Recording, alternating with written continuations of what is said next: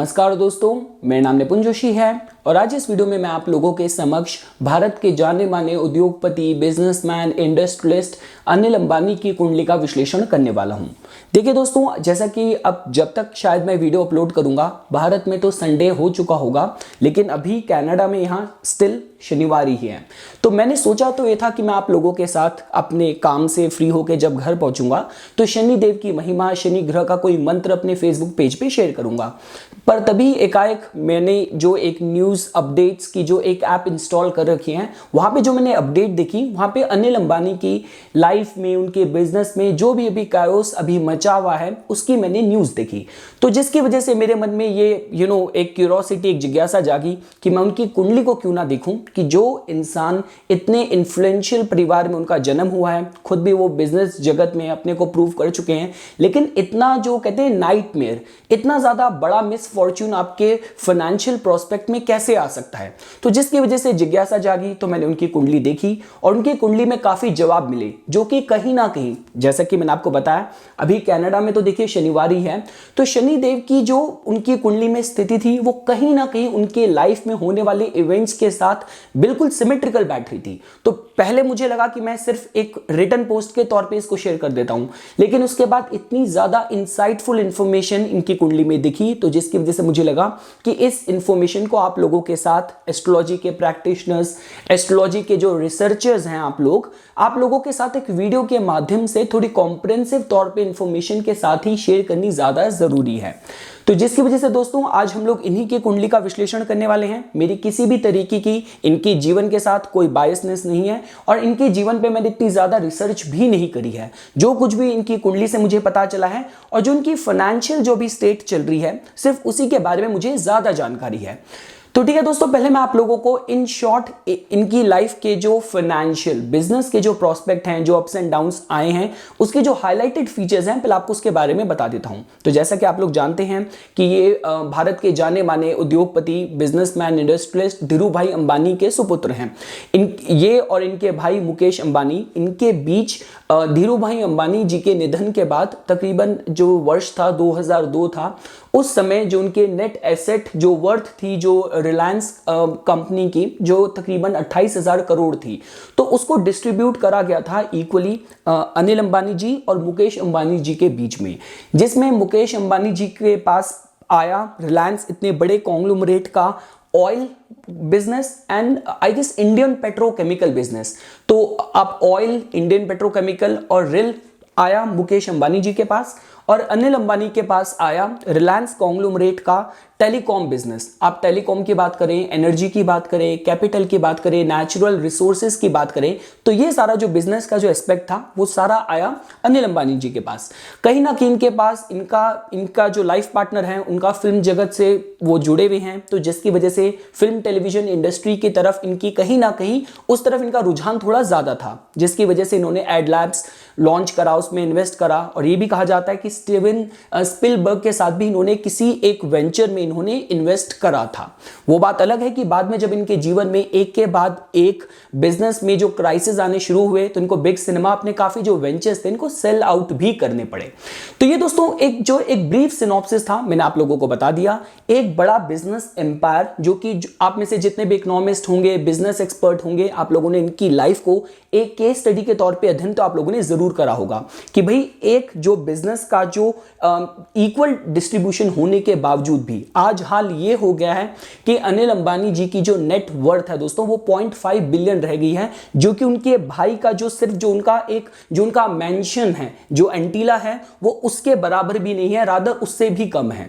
देखिए दोस्तों, आज के जमाने में अगर आप बात करते हैं तो देखिए अभी हाल फिलहाल में ही जो इंडिया के जो अंडर 30 बिलियनर हैं, रितेश अग्रवाल, तो उनका कोई ऐसा बिजनेस का इतना स्ट्रॉन्ग बैकग्राउंड नहीं था। मेरे कहने का मतलब यह है कि आज के समय में दोस्तों हमारे पास इतने सारे प्रोविजंस हैं, इतनी सारी अपॉर्चुनिटीज हैं, इंटरनेट के माध्यम से हम सब लोग कनेक्टेड हैं, पूरा वर्ल्ड कनेक्टेड है। तो कहने का मतलब यह है, धन कमाना, पैसा कमाना, आपका फॉर्च्यून एकदम उलटफेर पलटफेर होना, पॉजिटिव की तरफ, नेगेटिव की तरफ, ये सारी पॉसिबिलिटीज आज के जमाने में हैं, प्रोविजंस हैं। पर उसके बाद भी कुछ ऐसी रिस्पेक्टेबल फैमिलीज हैं जो इतनी वेल कनेक्टेड होने के बाद, बिजनेस व्यापार का एक्सपर्टीज आपके ब्लड में, आपके फैमिली में होने के बावजूद भी इस तरह का जो क्राइसिस आए, तो उसके क्या कारण हो सकते हैं। और ज्योतिष के माध्यम से स्टेप बाय स्टेप दशाओं और कुंडली में ग्रहों की स्थिति के माध्यम से हम लोगों को क्या जानकारी मिल सकती है, आज इस वीडियो में दोस्तों हम लोगों ने उसी पे अपनी चर्चा करनी है।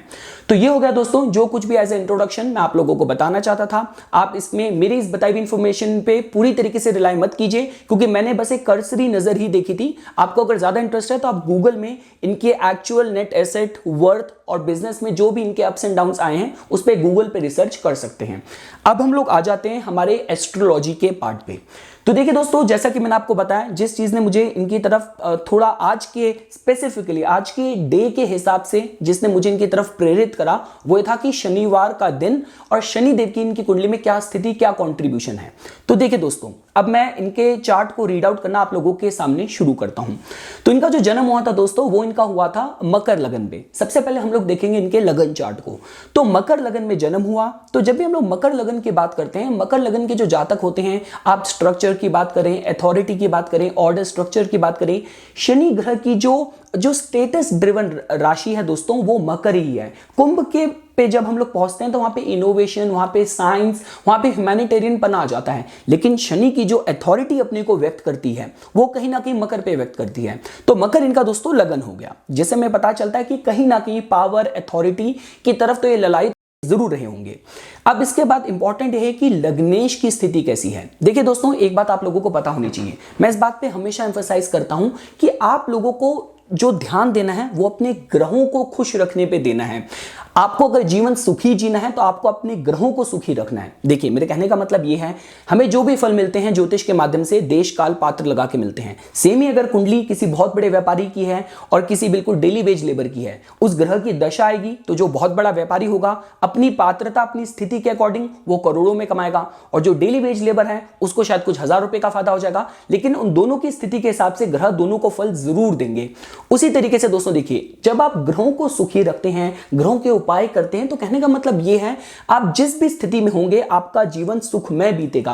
आप अगर मंदिर के बाहर बैठे अगर किसी भिखारी का भी एग्जांपल ले लें, अगर उसकी कुंडली में ग्रहों की स्थिति अच्छी है तो सुखी जीवन वो भी जी सकता है। उसको हर वक्त जब वो सोने जाएगा उसको अच्छी गहरी नींद भी आ जाएगी, उसका स्वास्थ्य अच्छा रहेगा। स्वास्थ्य बिगड़ेगा तो कोई उसको अस्पताल तक भी पहुंचा देगा, सही समय पर उसको खाना भी मिल जाएगा। और किसी बहुत बड़े व्यापारी की अगर कुंडली में ग्रहों की स्थिति अच्छी नहीं हुई दोस्तों, तो हो सकता है कि उसको रात को नींद ही ना आती हो, दुनिया भर की टेंशन हो, दुनिया भर का भय हो, दुनिया भर की बीमारियां हो, समय पे इतना व्यस्त रहता हो कि खाना ना खा पाता हो, घर परिवार में सुख शांति ना हो, आपस में प्रेम ना हो। तो कहने का मतलब यह है कि बहुत बड़ा व्यापारी होने के बाद भी वो जातक सुखी नहीं है, और बिल्कुल एक गरीब भिखारी भी अपने जीवन को सुखमय तरीके से व्यतीत कर रहा है। तो इसके लिए हमें ग्रहों की स्थिति को देखना पड़ता है।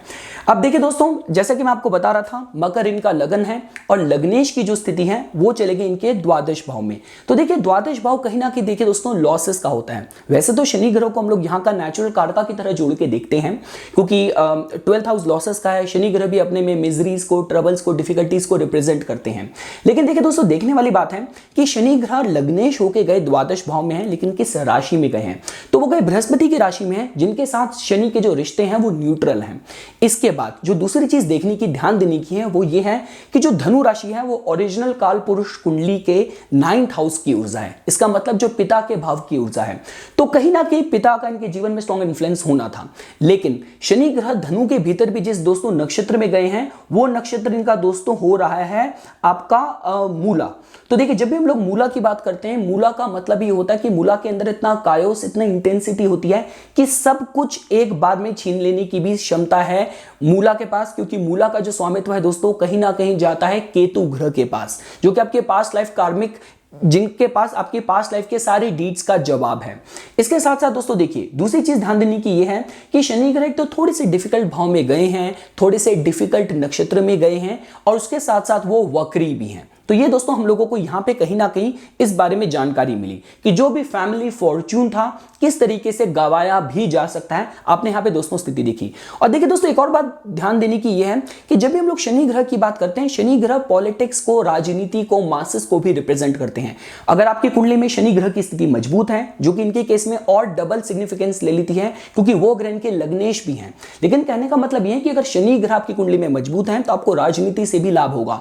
इनके जो बड़े भाई की बात बात की जाए, मुकेश अंबानी जी की, इनके फादर की बात की जाए, कहीं ना कहीं उनकी खास बात यह रही कि जो भी पार्टी पावर में रही, सत्ता में रही, इनके अंदर इनकी जो स्किल्स थी वो इतनी अच्छी थी कि इनके रिलेशन हर समय रूलिंग पावर के साथ अच्छे रहे। लेकिन यहां पे इनकी कुंडली में स्थिति शनि ग्रह की ऐसी है कि कहीं ना कहीं रूलिंग पार्टी पावर में होने के बावजूद, स्ट्रांग होने के बावजूद भी वहां पे भी एक किसी तरीके के स्कैम में फंस गए, जो एक डील के वजह से, जहां पे ऑपोजिशन ने तक इनको घेरना शुरू कर दिया, जिसकी वजह से रूलिंग पार्टी जिसने इनको प्रोटेक्ट करना था उन्होंने भी इससे अपना पल्ला झाड़ना शुरू कर दिया। तो ये भी दोस्तों कहीं ना कहीं आप लग्नेश की सिर्फ द्वादश भाव में स्थिति से जोड़ के देख सकते हैं। इसके बाद दोस्तों देखिए, अब अगर आप आएंगे इनके दशम भाव को अगर हम देखेंगे, जहां पे हमें कर्म और डीड्स की जानकारी मिलती है, तो कहीं ना कहीं देखिए इनकी जो फैसिनेशन थी फिल्म टेलीविजन इंडस्ट्री की तरफ, इनका जो रुझान था, जो झुकाव था, थोड़ा ज्यादा था। इसके साथ साथ देखिए जो मकर लग्न के जातक होते हैं, इनके जो शुक्र ग्रह होते हैं वो योग कारक होते हैं। तो इनके केस में जो योग कारक ग्रह है, जो कि पंचम भाव को, त्रिकोण भाव को रूल कर रहा है, साथ साथ केंद्रा भाव को, दशम भाव को रूल कर रहा है, वो ग्रह चले गया सप्तम भाव में, लाइफ पार्टनर के भाव पे, जहां पे शुक्र को देखिए चंद्र की राशि में इतना मजबूत नहीं कहा जाता, और उस पर भी ज्यादा जो चीजें वर्स हो रही है वो ये हो रही है कि वो बैठ भी गए नीच के मंगल के साथ। तो जिसकी वजह से दोस्तों सप्तम भाव में जो आपने ग्रहों की स्थिति देखी वो कहीं ना कहीं बताती है कि फिल्म टेलीविजन इंडस्ट्री या कहीं ना कहीं रिलेशनशिप या स्पाउस का भी थोड़ा सा कंट्रीब्यूशन हो सकता है। जो भी डिसीजन मेकिंग हुई होगी, जो भी इनका इन्फ्लुएंस होगा, कंट्रीब्यूशन होगा, कहीं ना कहीं उनकी बिजनेस मेकिंग डिसीजन को नेगेटिव तरीके से वैसिलिटेट कर सकता है। चाहे आप ये रैशनल लेवल पे समझने की कोशिश करें या कार्मिक लेवल पे भाग्य का, ग्रहों के, सितारों के खेल के साथ से आप दोस्तों समझने की कोशिश करें। दूसरी चीज देखिए, जो इनके सप्तमेश हैं, सप्तमेश इनके चंद्र होके पंचम भाव में उच्च के होके बैठे हैं। तो ये बात तो पक्की है कि जो जीवन साथी होना था, उसका फिल्म टेलीविजन इंडस्ट्री से जुड़ाव होना था, वहां पे सफलता भी उनके पास होनी थी, क्योंकि सप्तमेश होके चंद्र ग्रह जो कि अपने में कलाओं को रिप्रेजेंट करते हैं और कला के, फिल्म टेलीविजन इंडस्ट्री, एंटरटेनमेंट के भाव में वहां पे एग्जॉल्टेड होके बैठे हैं। तो ये दोस्तों हमने थोड़ी सी स्थिति देखी, लेकिन इसके साथ अगर आप इनके देखिए, इनके अब आप आइए जो इनकी लाइफ के इंपॉर्टेंट एस्पेक्ट हैं, जो कि आज के डिस्कशन के साथ रिलेटेड हैं, मैं उसी पे ज्यादा फोकस करूंगा। पहले हम लोग देखते हैं दोस्तों इनके एकादश भाव को, जो कि इनके बड़े भाई का है। तो वहां पे देखिए आपने देखा एकादश भाव में इनके बृहस्पति ग्रह, जो कि जहां पे भी होते हैं समृद्धि ही लेके आते हैं। बृहस्पति ग्रह एकादश भाव में बैठे हैं, लेकिन वो बैठे हैं मंगल ग्रह की वृश्चिक राशि में है, और वृश्चिक के लॉर्ड मंगल ग्रह सप्तम भाव में दोस्तों नीच के होकर बैठे हैं। अब देखिए दोस्तों, अगर आप लोग थोड़ा इनके बिजनेस के जो पीरियड को देखेंगे, आपको पता चलेगा कि इनका टेलीकॉम बिजनेस के फेलियर का एक रीजन ये भी था कि इन्हीं के घर परिवार से 2016 में जब इनके बड़े भाई ने खुद जियो लॉन्च करा, तो जियो लॉन्च करते ही एयरटेल को तो लॉसेस हुए, वोडाफोन आइडिया के मर्ज तक होने की देखिए नौबत आ गई थी, शायद मर्ज हो भी गए थे। अगर आप उसके बाद देखेंगे तो रिलायंस को, आरकॉम को तो बिल्कुल उसने एकदम ही, कहते हैं कि बिल्कुल ही उसको खत्म कर दिया, बिल्कुल ही दरवाजे पे ताले लगा दिए जैसे ही जियो लॉन्च हुआ था। तो कहीं ना कहीं यहां पे देखिए दोस्तों, मैं ये कहूंगा कि जो इनके सिबलिंग हैं उनका इनकी तरफ प्रोटेक्टिव नेचर है, ब्लेसिंग, ग्रेस, क्योंकि जो इनका एरिक्सन के साथ, जो मैंने आपको बताया, फरवरी 2019 को स्वीडिश कंपनी एरिक्सन ने जो इन पे 550 करोड़ के बकाया अमाउंट का केस इन पे दर्ज करा था, उस पे कहीं ना कहीं इनको इनके बड़े भाई ने, जियो ने कहीं ना कहीं इनको हेल्प करने की कोशिश करी थी। तो कहने का मतलब ये है कि देखिए यहां पे थोड़ा सा कायोस, थोड़ी सी ट्रांसफॉर्मेशन ऊर्जा आ रही है, क्योंकि एकादश भाव के जो लॉर्ड हैं वो मंगल ग्रह सप्तम भाव में डेबिलेटेड हो रखे हैं।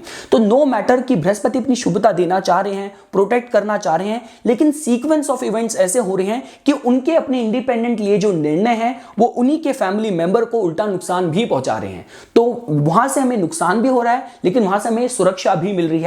ये दोस्तों कहीं ना कहीं आप बृहस्पति और वृश्चिक की एक टुमिल्टस, कायोस और ट्रांसफॉर्मेटिव ऊर्जा के रिलेशन के साथ दोस्तों जोड़ के देख सकते हैं। साथ साथ दोस्तों देखिए नवम भाव जो कि इनके पिता का होता है, वहां पे आपको जो ग्रह मिलेगा वो आपको राहु मिलेगा। तो राहु की वहां पे राशि के हिसाब से आप प्लेसमेंट देखेंगे तो राहु कहीं ना कहीं वहां पे बुध की बहुत ही डिग्निफाइड वाले स्टेट में बैठे हैं। तो जिससे हमें सिर्फ पिता के, इनके जो रिलेशन है पिता के साथ, ये पिता के स्वभाव के बारे में भी देखना हो तो वहां पे बहुत दूरदर्शिता, वहां पे बहुत ज्यादा strong diplomatic skills, strong political management skills कहीं ना कहीं आप ये जोड़ के देख सकते हैं। और देखिए कहीं ना कहीं अगर इनके पिता जीवित होते तो जिस तरीके से उन्होंने फिल्म टेलीविजन इंडस्ट्री ने इनको डिस्ट्रैक्ट करा, उस पे इन्वेस्टमेंट्स के हिसाब से बात की जाए, क्योंकि देखिए बड़े भाई जो उनके थे वो पूरी तरीके से उन्होंने अपना फोकस ऑयल, नेचुरल रिसोर्सेज में, पेट्रोकेमिकल्स पे ज्यादा रखा। वो अलग बात है कि जब आपका बिजनेस इतना बड़ा बढ़ जाता है तो आप अलग अलग काफी डाइवर्सिफाइड तरीके से एरियाज पे आप कहते हैं कि आप इंफ्रास्ट्रक्चर में भी इन्वेस्ट करोगे, आप रियल एस्टेट पे भी इन्वेस्ट करोगे, इतना बड़ा जब आपका बिजनेस होता है। होता है, लेकिन इंपॉर्टेंट ये है कि इनके केस में वो कहीं ना कहीं डिस्ट्रैक्शन दिखी फिल्म टेलीविजन इंडस्ट्री। क्योंकि देखिए दोस्तों, अगर आप नवमेश की बात करते हैं तो नवमेश इनके जो पंचम भाव में बुध ग्रह गए हैं वो स्ट्रॉन्ग बैठे हुए अपने शत्रु चंद्र के भाव में गए हैं, और वहां पे सूर्य ग्रह जो पिता के कारक हैं वो भी इतने अनुकूल तरीके से डिग्निफाइड होकर नहीं बैठे। तो जिसके हिसाब से दोस्तों ये हमने अभी इनकी कुंडली में जो ग्रहों की स्थिति थी उसके हिसाब से हमने यहाँ पे सारे दोस्तों हमने साइंस देखे। अब मैं आपको इनके बाकी और वर्गा चार्ट्स में नक्षत्रों में जो हमें साइन देखने को मिल सकते हैं आपको उसके बारे में भी बता देता हूं। तो देखिए दोस्तों, अगर आप इनके नवमांश चार्ट में आते हैं तो नवमांश चार्ट में भी मैं दोबारा से आपको यही चीज कहना चाहूंगा कि आप ये इनके सप्तम भाव में, तो देखिए जो इनके सप्तम भाव में जो मंगल ग्रह है वो यहां पे भी कमजोर हैं। मंगल ग्रह अपने शत्रु बुध की कन्या राशि में बैठे हैं, और सप्तमेश को अगर आप देखेंगे तो यहां पे तो बुध ग्रह पंचम भाव में आके बिल्कुल अपने शत्रु के चंद्र की राशि में आके कमजोर हो गए। तो कहने का मतलब यह है दोस्तों, देखिए कहीं ना कहीं बृहस्पति ने इनको प्रोटेक्ट करा है, वो आप यहां पे भी इनके बृहस्पति के एग्जॉल्टेशन के स्टेट से देख सकते हैं। लेकिन लाइफ पार्टनर का जो इन्फ्लुएंस है, फिल्म टेलीविजन पे जो भी इनकी इन्वेस्टमेंट थी, जो इनकी डिस्ट्रैक्शन थी, कहीं ना कहीं इनके केस में उतनी पॉजिटिव बेनिफिट दोस्तों काम नहीं करी। आप ये भी दोस्तों यहां पे जोड़ के देख सकते हैं। शनि ग्रह की स्थिति यहां पे भी नवमांश में अगर शनि ग्रह की स्थिति अनुकूल होती तो हम ये कह सकते थे कि सेविंग ग्रेस थोड़ा सा हो सकता है, लेकिन यहां पे भी शनि ग्रह की जो प्लेसमेंट है इतनी अनुकूल नहीं है। और नवमांश देखिए, नवमांश के लगन के हिसाब से आप देखेंगे तो बृहस्पति ग्रह दशमेश और लग्नेश होके पंचम भाव में उच्च के होके बैठे हैं। तो कहने का मतलब यह है कि इनकी जो संतान होगी कहीं ना कहीं वो रिवैम्प लेके आने का दोस्तों काम जरूर करेगी। देखिए दोस्तों, इनकी कुंडली में राहु केतु मजबूत है। देखिए राहु केतु कहीं ना कहीं जेनेटिक्स को जनरेशनल प्लैनेट्स की तरह भी जोड़ के देखे जाते हैं, और काफी बार ये भी देखा जाता है कि जो आपके जो प्रीडोमिनेंट जो जीन्स हैं वो आपके जो कहते हैं ग्रैंड पेरेंट्स से ग्रैंड चिल्ड्रन पे ज्यादा स्ट्रांगली देखे जाते हैं। तो इनके केस में अगर देखा जाए तो इनकी संतान कहीं ना कहीं इनके रिवाइवल में जब वो बिजनेस की बागडोर पूरी तरीके से पूरी अथॉरिटी के साथ जब संभालेगी तो कहीं ना कहीं वो रिवाइवल पे positive influence, positive changes direction लेके आ सकती है। ये आप दोस्तों जोड़ के देख सकते हैं। इसके अलावा दोस्तों लास्ट चीज जो मेरे को आपको दिखानी थी वो दिखानी थी मेरे को आपको इनके दशांशा चार्ट की स्थिति। तो अगर आप इनके दशांशा चार्ट में आएंगे दोस्तों तो देखिए दशांशा चार्ट जो कि आपके करियर के बारे में बताता है, वहां पे इनका जो लगन हो रहा है वो इनका वृश्चिक हो रहा है। तो वृश्चिक लगन होना मतलब मंगल की स्थिति इनकी कुंडली में मैक्सिमम चार्ट्स में इतनी अनुकूल नहीं है। जब भी वृश्चिक लगन बनता है तो दशांशा चार्ट मतलब जो करियर में और आपके डीड्स में, आपके प्रोफेशन में कहीं ना कहीं वहां पे लिटिल बिट रिसेंटमेंट है, वहां पे ट्रांसफॉर्मेशन है, उतार चढ़ाव है, अप्स एंड डाउन्स हैं, जो कि आप देख भी सकते हैं कि कितना स्टीप फॉर्च्यून में रिवर्सल इनके जीवन में आया। इसके बाद दूसरी चीज दोस्तों, अगर आप इनके केस में देखेंगे, देखिए इनका जो करियर का भाव जो कि दशम भाव है, इनके बड़े भाई का भाव जो कि एकादश भाव है, और जो पिता का भाव जो कि इनका 9th हाउस है। अगर आप यहां पे सिमेट्री देखेंगे तो एकादश भाव के जो लॉर्ड हैं वो अपने से पीछे बुध ग्रह होके दशम भाव में हो गए, और दशम भाव के जो लॉर्ड हैं सूर्य ग्रह वो अपने से पीछे नवम भाव में उच्च के बृहस्पति के साथ बैठ गए।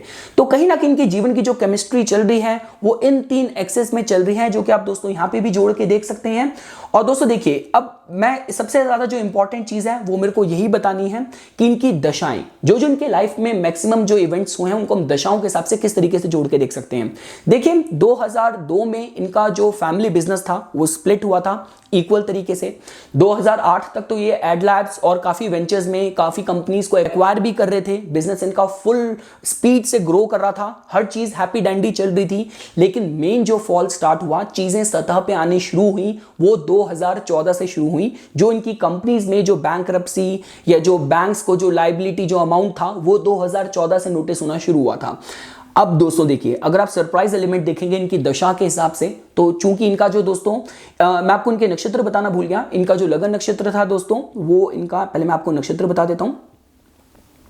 इनका जो लगन नक्षत्र था दोस्तों वो इनका उत्तराषाढ़ा है। तो उत्तराषाढ़ा सूर्य का नक्षत्र है जो कि राइटर्स बताता है। देखिए इनके केस में इनकी ऑनेस्टी, इंटेग्रिटी की ये तारीफ करने की बात है कि इन्होंने कहीं पे भी पूरी तरीके से झूठ नहीं बोला, और लोगों की तरह फ्यूजिटिव्स की तरह देश छोड़ के जाके इन्होंने स्थिति से भागने की कोशिश नहीं करी। तो इनका जो डेमिनर है, जो इनकी पर्सनैलिटी है, वहां पे डिग्निटी तो आपको देखने को मिलेगी।